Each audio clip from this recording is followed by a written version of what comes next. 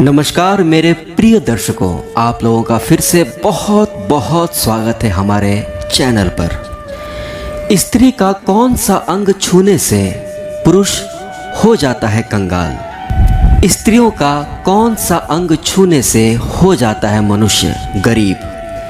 एक बहुत ही ज्ञानवर्धक जानकारी मैं आप सभी लोगों के लिए लेकर के आया हूँ।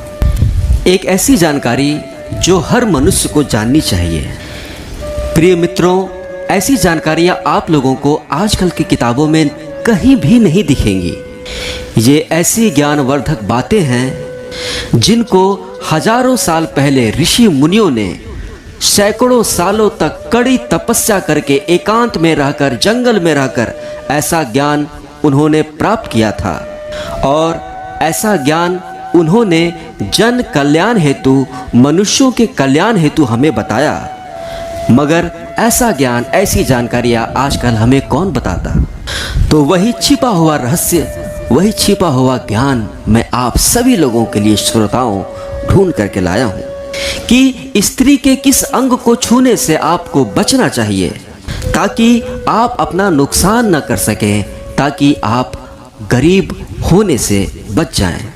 प्रिय दर्शकों, अगर पहली बार हमारे चैनल पर आए हैं तो हमारे चैनल को ज़रूर से ज़रूर सब्सक्राइब कीजिएगा ताकि हम लोग जुड़ जाएं और ऐसी जानकारियां आप लोगों को मिलती रहें, आप लोगों को ऐसी जानकारियों का लाभ मिलता रहे। और पसंद आए वीडियो तो इस वीडियो को जाते जाते एक छोटा सा लाइक ज़रूर दे दीजिएगा। इससे हमारा मनोबल बढ़ता है और हम ऐसी ज्ञानवर्धक बातें, जानकारियाँ आप लोगों के लिए ढूंढ ढूंढ कर लाते हैं। प्रिय दर्शकों, हमारे हिंदू धर्म में स्त्रियों को देवी का स्वरूप माना गया है। शास्त्रों के अनुसार जिस घर में स्त्री का सम्मान नहीं होता, जिस घर में स्त्री का आदर नहीं होता, उस घर में कभी भी सुख और शांति नहीं आती है। वहीं जिस घर में स्त्रियों का सम्मान होता है, उनका आदर होता है, उस घर में कभी भी धन की कमी नहीं होती। उस घर में हमेशा सुख और समृद्धि बनी रहती है। उस घर के सारे लोग खुशहाल रहते हैं। उस घर में कभी भी कलह नहीं होता, लड़ाई झगड़े नहीं होते। प्रिय दर्शकों, समुद्र शास्त्र में महिलाओं के अंगों के बारे में लेकर विस्तृत जानकारी दी गई है। इसमें महिलाओं की सर से लेकर पांव तक के अंगों की जो स्थिति है उसके बारे में बताया गया है और उनका क्या प्रभाव पड़ता है उसके बारे में भी बताया गया है। प्रिय दर्शकों, समुद्र शास्त्र के अनुसार जिस औरत की आंख बड़ी बड़ी होती है, जिन महिलाओं की आंख बड़ी बड़ी होती हैं, वो काफ़ी दयालु प्रवृत्ति की होती है, काफ़ी दान देने वाली होती है। उसके अंदर लोगों के लिए बहुत ही प्यार रहता है, परोपकार की भावना उसके अंदर होती है। और ऐसी स्त्रियां बहुत ही ज़्यादा भाग्यशाली होती हैं। ऐसी स्त्रियां जिस भी घर में जाती है, उस घर में कभी भी धन की कमी नहीं होती, उस घर में हमेशा सुख और समृद्धि बनी रहती है। ऐसी स्त्रियां अपने साथ साथ, अपने पति के साथ साथ, अपने पूरे घर वालों का भी अच्छे से ख्याल रखती है, उनका ध्यान रखती है। और स्वभाव से दयालु होने के कारण, परोपकारी होने के कारण ऐसी स्त्रियों के सामने कोई भी जा कर के कुछ कहता है, कुछ मांगता है उनकी मदद, तो ऐसी महिलाएं मदद करने से कभी पीछे नहीं होती। बहुत ही भाग्यशाली लोगों को ऐसी महिलाएं मिलती हैं। दोस्तों, स्त्रियों का माथा, इसके बारे में भी समुद्र शास्त्र में कहा गया है कि जिन महिलाओं का माथा चौड़ा होता है, वो स्त्रियां भी, वो महिलाएं बहुत ही ज़्यादा शुभ मानी जाती है। ऐसी महिलाएं जीवन में आने वाली हर समस्या को, हर कठिनाई को बहुत ही आसानी से उनका सामना कर लेती है और अपने साथ साथ कोई भी विपत्ति आने पर, कोई भी कठिन परिस्थिति आने पर वो अपने साथ साथ, अपने पति के साथ साथ अपने पूरे परिवार को भी उस समस्या से, उस विकट परिस्थिति से बचा लेती है, उसे उबार लेती है। जिन स्त्रियों का माथा चौड़ा होता है, वो स्त्री बहुत समझदार होती है और हर कार्य को, जिस भी कार्य को वो करना चाहती हैं, जिस भी कार्य को वो करने लगती है, उस कार्य में वो सफल हो जाती हैं। प्रिय मित्रों, महिलाओं के बाल, जिन शास्त्रों में ऐसा बताया गया है कि जिन महिलाओं के बाल लंबे होते हैं और उसमें एक दिव्य चमक होती है, वैसी स्त्रियां भी घर में सुख लाती हैं, घर में धन और संपत्ति लाती हैं। वैसी स्त्रियां बहुत ही ज़्यादा भाग्यशाली होती है और उनके आने मात्र से, घर में कदम रखने मात्र से घर का पूरा माहौल आनंदमयी हो जाता है। उसके घर के सारे लोग बहुत ही आनंदित रहते हैं, बहुत ही खुशहाल और बहुत ही सुखी रहते हैं।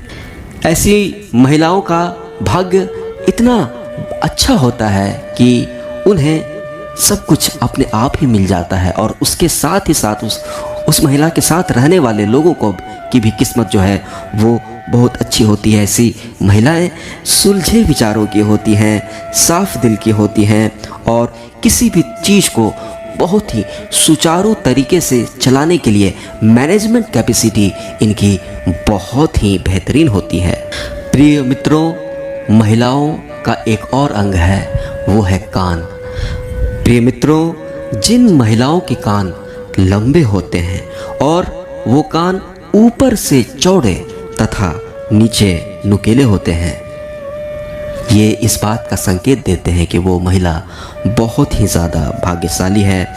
उन महिलाओं की उम्र भी काफ़ी लंबी होती है और ऐसा कहा जाता है कि ऐसी स्त्रियां बहुत ही ज़्यादा परिश्रमी होती हैं और यह जीवन में बहुत आगे बढ़ जाती हैं, बहुत तरक्की कर लेती हैं, बहुत धन कमाती हैं, बहुत ही संपत्ति इनके पास हो जाती है।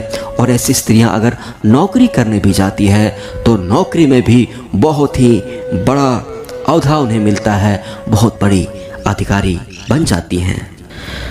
मेरे प्रिय मित्रों, वो स्त्रियां जिनके पाँव लंबे होते हैं, स्त्रियों का पाँव, इसके भी बारे में शास्त्रों में कहा गया है, समुद्र शास्त्र में ऐसा कहा गया है कि जिस स्त्री के पाँव लंबे होते हैं, ऐसा कहा जाता है कि वो महिला बहुत ही शुभ मानी जाती है और वहाँ पर वो महिलाएं, वो स्त्रियां जिनके पाँव लंबे होते हैं, उन्हें लक्ष्मी का स्वरूप माना जाता है।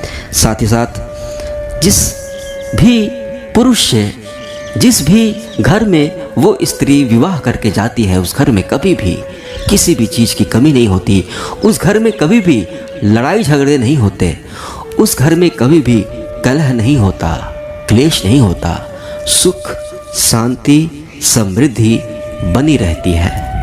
प्रिय मित्रों, वीडियो को ज़रूर से ज़रूर लाइक कर दीजिएगा। मेरे प्रिय मित्रों, समुद्र शास्त्र के अनुसार जिन महिलाओं की गर्दन सामान्य गर्दन से थोड़ी लंबी होती है, ऐसी महिलाएं बहुत भाग्यशाली होती हैं और ऐश्वर्य का सुख भोगने वाली होती हैं।